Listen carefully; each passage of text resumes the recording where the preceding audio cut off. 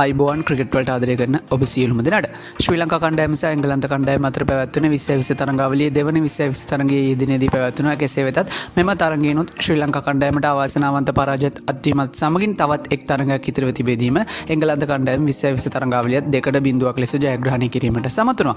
ඉතින් කෙසේ වෙතත් මේ ඇති ප්‍රධානතම ගැටලුව බවට පත්ව තිබෙන්නේ ශ්‍රී ලංකා කණ්ඩායම මේ ආකාරයට නැවතත් අවාසනාවන්ත ලෙස එංගලන්තයේ හමුවේ 2020 තරඟාවලියක් පරාජයට පත්වන්නේ මවුබිම තුලදීමයි. ඊට අමතරව මෙවර 2020 ලෝක කුසලානයට තවත් සතියකටත් වඩා අඩු කාලයක් ඉතිරිව තිබෙදී තමයි ශ්‍රී ලංකා කණ්ඩායම මේ ආකාරයට අවාසනාවන්ත විදියට 2020 තරඟ පරාජයට පත්වනු ලබන්නේ. කෙසේ වෙතත් මේවා මේ ආකාරයෙන් සිදුවෙද්දී ශ්‍රී ලංකා ක්‍රිකට් ප්‍රේක්ෂකයින්ට තවත් කනගාටුදායක පුවතක් මේ වන විට ශ්‍රී ලංකා ක්‍රිකට් ආයතනයේ දෙසින් ලැබෙනවා.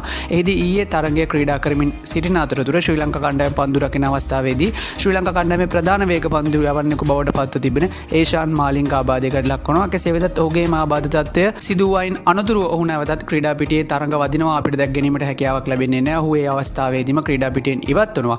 කෙසේ වෙතත් ඔහුගේ එම ආබාධ තත්ත්වය පිළිබඳ මේ වෙන විට ශ්‍රී ලංකා ක්‍රිකට් ආයතනයේ වෛද්‍ය කමිටුව නම් එතරම් සුබවාදී තොරතුරක් නෙමෙයි මාධ්‍යයට ලබා දී තිබෙන්නේ. ඔවුන් පවසන ආකාරයට ඒෂාන් මාලිංගගේ ආබාධ තත්ත්වය ඉතාමත් අනතුරුදායක අඩියක ඇති බවත් ඔහුට තවත් සති කිහිපයක් විවේක ගැනීමට සිදු වුණ බවත් තමයි ඔවුන් පවසා තිබෙන්නේ. ඉතින් මෙම හේතුව නිසාවෙන් ඉදිරියේදී පැවැත්වීමට නියමිත 2020 ලෝක කුසලානයේ සඳහන් නම් කර ඇති ශ්‍රී ලංකා සංචිතයේ සිටින ඒෂාන් මාලිංගව එම සංචිතයෙන් ඉවත් කිරීමට ශ්‍රී ලංකා ක්‍රිකට් ආයතනයේ මෙවන විට කටයුතු කොට ඇති බවට තමයි ශ්‍රී ලංකා ක්‍රිකට් ආයතනයේ මාධ්‍ය වාර්තා සඳහන් කොට තිබෙන්නේ. ඉතින් කෙසේ වෙතත් ඔහු වෙනුවට ශ්‍රී ලංකා කණ්ඩායමට ආදේශ කරන ක්‍රීඩකයා පිළිබඳ තවමත් නිල වශයෙන් තොරතුරක් ඔවුන් ලබා දී නැහැ. කෙසේ වෙතත් අභ්‍යන්තර ආරංචි මාර්ග සඳහන් කොට ඇති ආකාරයට ඔවුන් සඳහන් කොට තිබෙන්නේ මෙම ක්‍රීඩකයා වෙනුවට ආදේශ ක්‍රීඩකයින් ලෙස ඩිල්ෂාන් මදුශංක හෝ ප්‍රමෝද් මදුශාන් යන ක්‍රීඩකයින් දෙදෙනාගෙන් එක් අයෙකු ආදේශ වීමට වැඩි ඉඩකඩක් ඇති බවටයි. ඉතින් මේ පිළිබඳ ක්‍රිකට් ප්‍රේක්ෂකයින් විදිහට ඔයාලගේ අදහසුත් පහලින් කමෙන්ට් එකක් විදිහට දාගෙන යන්න අමතක කරන්න එපා. මේ වගේ ක්‍රිකට් පිටිය අලුත් වෙන සියලුම තොරතුරු එසෙනින් දැනගන්න